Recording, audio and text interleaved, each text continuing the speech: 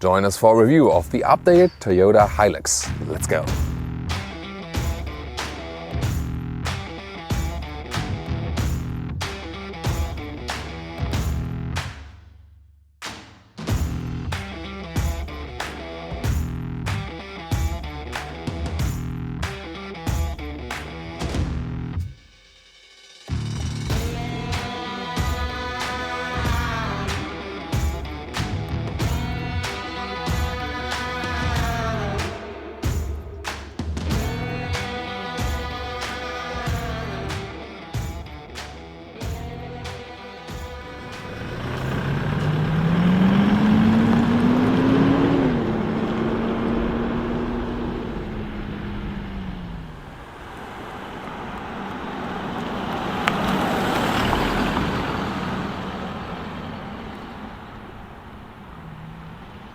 In the front, the update of the Toyota Hilux sees new headlamps, and they are slimmer right here. Standard would be halogen with the base version, and these here are the optional, or included in the high trims, the LED lamps, and they also have a new daytime running light right there. In general, the grille is now bigger, more prominent for a more menacing look. But this one here especially is the so-called invincible version, the highest trim, and this comes with this huge plastic cladding already here in the front. However, if you think about base price, taking a German reference now, 25,000 euros, and then if you pick the double cab as it stands here right now in the highest trim, about 50,000 euros, so double the price. So you always have to think about when you pick it in a really high spec, is it still fulfilling the original purpose of the car? Of course, both versions are available, but really looking forward to your comments later on if you rather would go for a base Hilux and more for like this rugged off-road use, or more for this high trim luxury. The length is at 5 meters 33, 17 foot 5 or 210 inches. And now, from which side will I enter today? The guessing game starts right now. Today it's the front. Well, and there's the double cab version right here for most passenger space. However, there's, whoa, no, I'm not drunk yet. I'm not doing the drinking game from guessing the sides. Maybe later. So depending on the length of the loading bay, you also have then the other version. So it starts with a single cab with a loading bay of 2 meters 30. Then there's the extra cab that's in between. And this one here is the double cab. Then the loading area is just 1 meters and 50. So really depends on how long you want this part to be and how long do you want this part for the passengers to be. And here in this trim we also have these invincible stickers here in the 3D styling at the rear. Actually quite nice design here for a rear, because we have another big off-road style element right here with the next braking light, and also the tail lamps here have a very modern LED style. And then we can pull this one here to the right and open this one like that.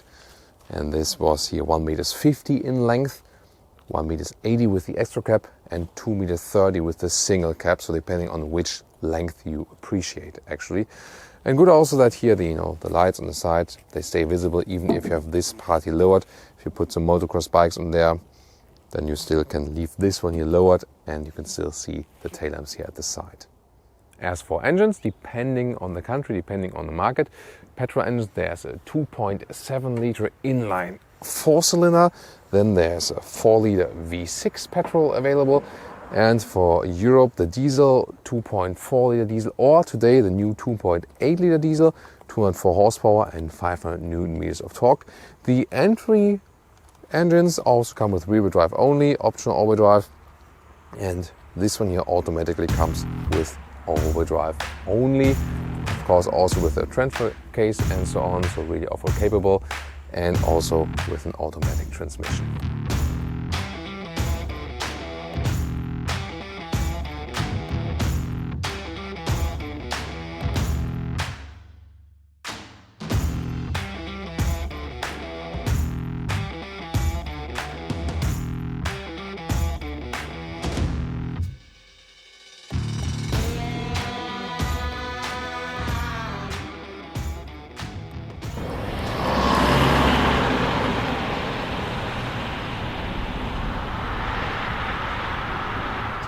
So of course you can get in here with these side step But yeah, then you make these dirty. Shoe tab, very important today. But as I said, these rubber mats can also be cleaned quite easily. Seating position, high and upright as you would expect it, and actually quite cozy as for the seating position. Headroom with 1 meter 86 or 6 foot 1. There's way more than enough left. Steering wheel up and down and also in and out. That's also cool, and some pickups, for example, like the Nissan Navara, do not have that. Then it goes only up and down. And also tall people find a suitable seating position. That's no problem. And also the roundabout visibility is actually quite decent. Interior overview. This nice deco element is here again at the top part, and also this very 90s or even 80s style digital clock here in the top part. Here to open or close the vents. New 8-inch touchscreen. This is used now with the facelift, and you can see it here. Finally, Apple CarPlay and Android Auto integration, and soon more details to that screen. The steering wheel, the steering itself, the technical side of it has been reworked. See more about that in the driving part. So it's supposed to give you a little bit more comfort and also a better feeling. Here you can control the digital instruments. We also take a look at that. Digital instruments just in the middle part. They are classic analog. Just the digital instrument in the middle part. Here for cruise control in the lower part. Start stop engine button. And then below that there are the off-road controls for the rear-wheel drive, four-wheel drive, and then the low gear for the off-road gear reduction. And a close-up of the infotainment. Here we also have the optional sound system in, and I mean, this is not set out to be this luxury segment, but considering, I found the sound actually quite decent. So this is a pleasant surprise as for that. The usual system here, what they have here is, you see, pretty basic look, and there's no GPS installed here, so when I hit map it jumps to the CarPlay GPS, but that's also fine. Then the instruments, right side speed, left side RPM, and then this small digital gauge in the middle part, for example for the fuel economy or for the current speed. But you can also check out your music there, assistance systems or some warning and so on, but pretty basic. And now to the rear seating area. Right here. Yeah, opens quite wide, that's okay. And this being the double cab version, you have the longest legroom actually. So the extra cab would be shorter in the rear, just more or less emergency seats. And the single cab, of course, then, as the name says, without a cab in the rear. And here in the double cab, as said, most legroom, then it also fits with tall adults. This seat, as we would be driving, is tall adults as well. Then you can also fit 4 tall adults right here. There's like this bag hanger here, you can fold out. Pretty unusual to see this at the rear seat.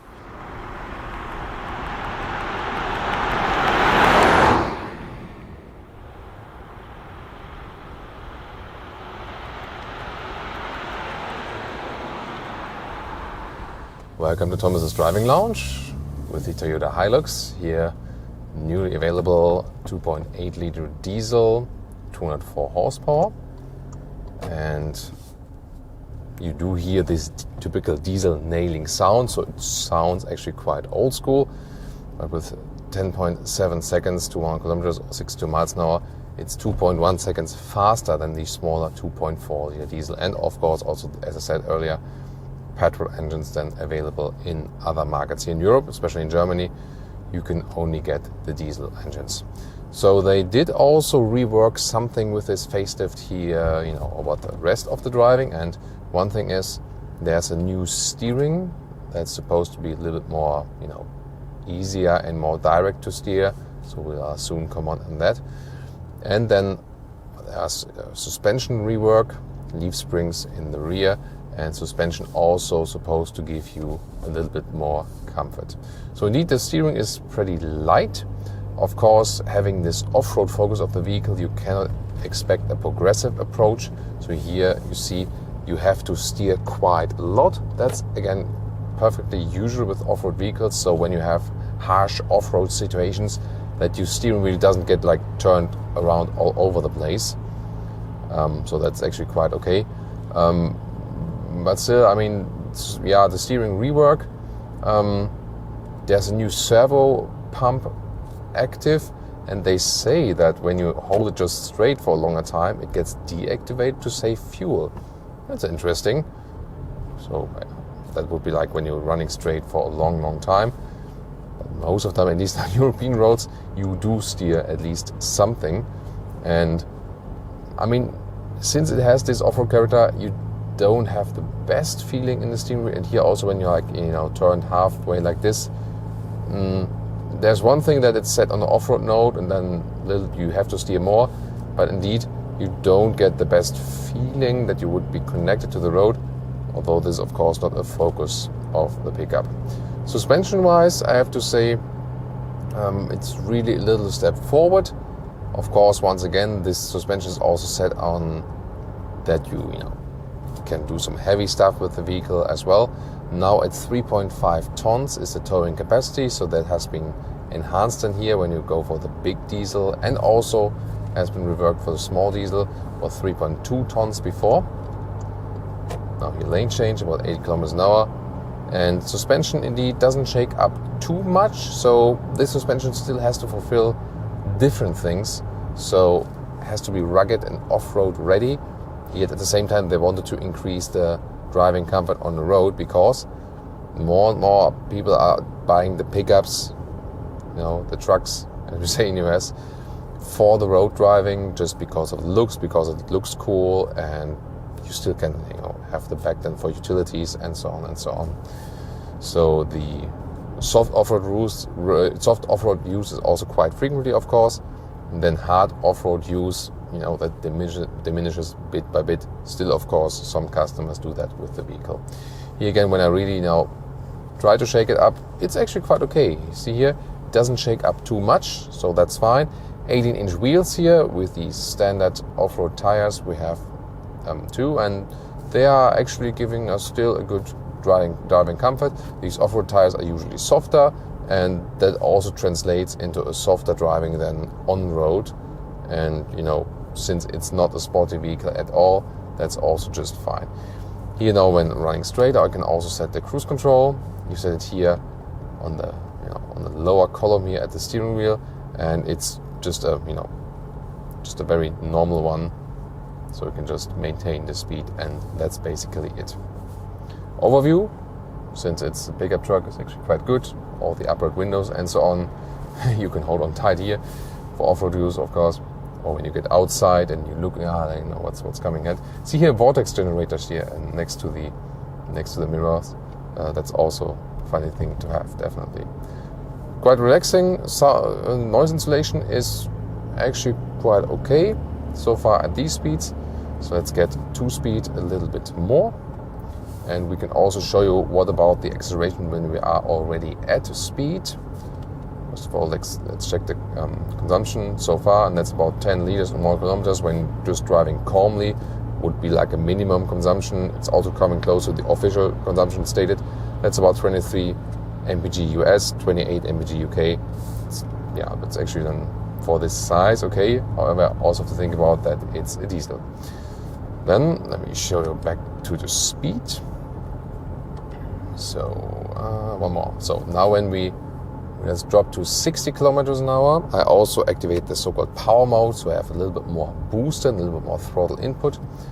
And then 60 kilometers an hour to 100. Let's go.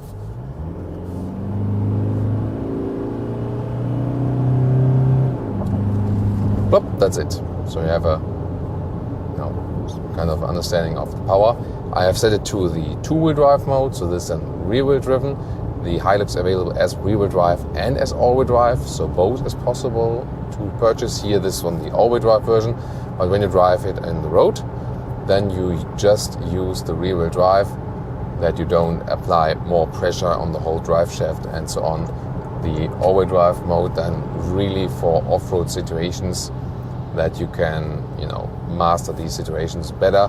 But here when road use, just leave it in the two-wheel drive mode. And of course, a rear-wheel driven car is always then a lot of fun. Here now, motorway, 100 kilometers, 60 miles. Again, noise insulation is not too bad. Of course, with the pickup truck, it's never the best, but considering the upright building style of the car, it's still okay. once again, due to the rear, is also very good. How stable is it here at the higher speeds? Do lane change. Yeah, it's also quite okay. So no worries as for that. Still feels rather calm and collected. Drive a little bit faster as well, around 30 kilometers, about 80 miles. Now you feel that the wind noise is picking up just a little bit. The good thing is you always have this upright seating position, which also brings you more comfort. Now on the brakes, this is of course a heavy car, but still, if you compare it, for example, to a Toyota Tacoma, that one is the bigger, heavier truck. Thanks so much for leaving us by. I should follow this one, right? Yeah, wishing all the luck that who is ever in there or needs to be in there will be doing fine, of course. This one here, the Hilux, not available in the US because it is actually too small, and they, probably would also expect that when they got the cheaper Hilux, then maybe people wouldn't pay so much money for the Tacoma then. Now accelerating out, which is of course fun and with a rear drive. Front axle stays light. Yeah, but really loud this diesel sound, right, isn't it? But the performance is actually quite good, and it gives you also advantages in comparison to the 2.4 liter diesel. And also if you think about then towing equipment,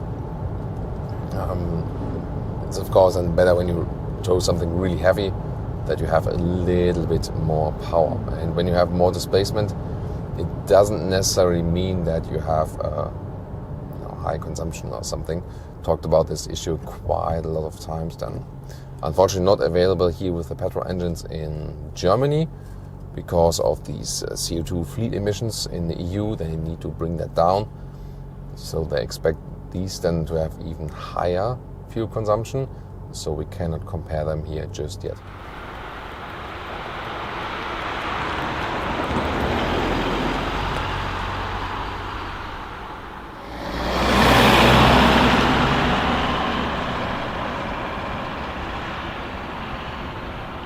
And now to our conclusion for today with the updated Toyota Hilux. Well, the updates are quite nice, with the new lamps there in the front, the new look in the front, especially in this Invincible trim where you have this really, really strong look, a little bit like, F-150 Raptor-like, but also here with the black cladding right there.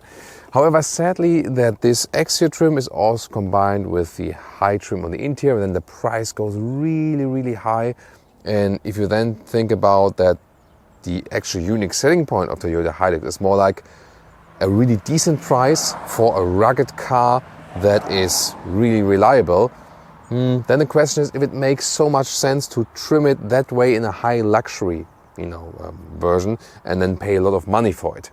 On the interior then also combined with the animal skin seats, and they are of course then better with the fabric surface when you pick a low or a mid trim. So although I really love this exterior design for the Invincible version, I would rather advise for a better price performance ratio, if that's more important to you, go for a mid trim version for example, and then also pay less money.